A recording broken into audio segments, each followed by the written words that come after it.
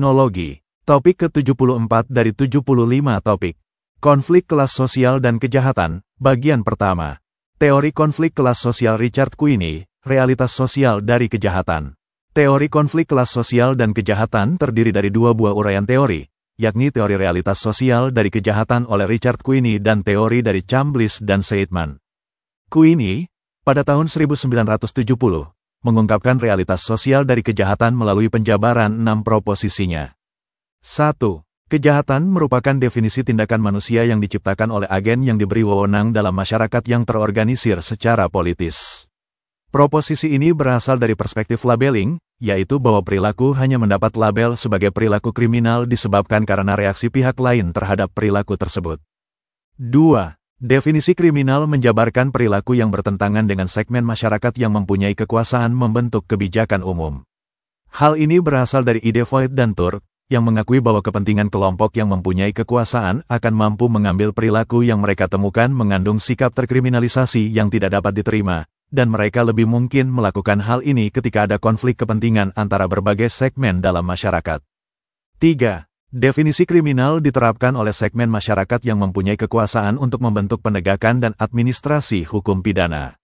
Mereka yang mempunyai kekuasaan untuk melegalisasi, mempunyai kemungkinan pula untuk menegakkannya, dan membentuk penegakan hukum dengan cara yang tidak mungkin membuat perilaku yang mereka lakukan didefinisikan sebagai jahat, dikriminalisasikan.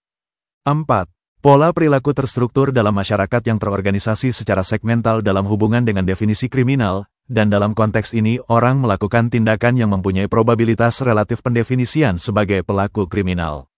Queenie meyakini bahwa, dalam masyarakat, individu memiliki nilai, norma dan ideal yang sama, namun hal ini berbeda dari satu segmen dengan segmen lainnya. Sejumlah segmen dapat terorganisir dengan kuat, seperti pengusaha atau serikat buruh, segmen lainnya dapat terorganisir lebih longgar, seperti kelompok rasial dan kelompok keagamaan atau gerakan wanita, dan segmen lainnya sebenarnya tidak mempunyai organisasi atau kekuasaan seperti pemuda, rukun tetangga dan narapidana. 5. Konsepsi kejahatan terkonstruksi dan terdifusi dalam segmen masyarakat melalui berbagai alat komunikasi.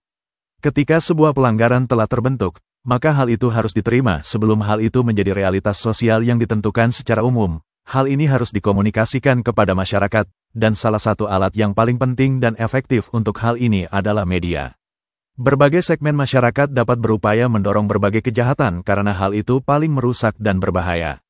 Misalnya, mereka yang mempunyai harta akan berkeinginan untuk melindungi hartanya dan menganggap usaha tersebut sebagai prioritas utama dalam daftar pencegahan kejahatan. Pecinta lingkungan, lembaga konsumen dan serikat buruh dapat memandang sejumlah aktivitas perubahan dan pengusaha besar sebagai kejahatan yang paling berbahaya, dan mempromosikan kontrol perilaku seperti itu. Keberhasilan penyebaran berbagai pandangan ini menghendaki segmen masyarakat mempromosikannya agar dapat menjamin peliputan media yang kuat dan penerimaan pandangan mereka itu. 6. Realitas sosial kejahatan dikonstruksi melalui pembentukan dan penerapan definisi kriminal, pengembangan pola perilaku yang terkait dengan definisi kejahatan, dan konstruksi konsep kriminal. Ide-ide sebelumnya dapat disimpulkan dalam elemen akhir ini. Segmen masyarakat yang kuat berhasil menciptakan dan mengkomunikasikan konstruksi dari realitas mereka, sehingga hal ini dapat dimaafkan atau diberi sanksi oleh pihak lainnya. Kemudian mereka menggunakan hal itu dengan alasan bahwa dengan tidak mementingkan diri sendiri, mereka melindungi pihak lain demi kebaikan umum, sementara mereka dengan sungguh-sungguh mengupayakan tujuan dan kepentingan mereka sendiri. Teori ini dapat disarikan dengan begitu baik dalam kesimpulan Queenie sendiri sebagai realitas kejahatan yang dikonstruksi untuk seluruh anggota masyarakat oleh mereka dalam tampuk kekuasaan merupakan realitas di mana kita cenderung menerimanya sebagai bagian dari kita sendiri.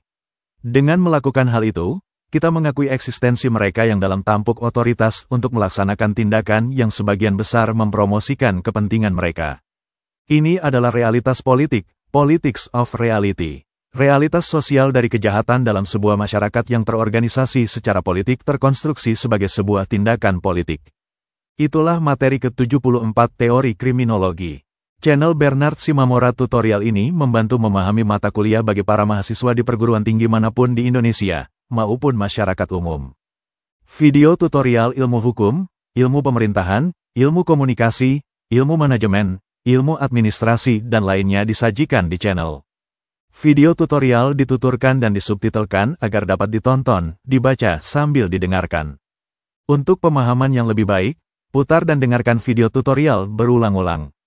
Subscribe dan like, agar Anda mendapatkan update tutorial lainnya.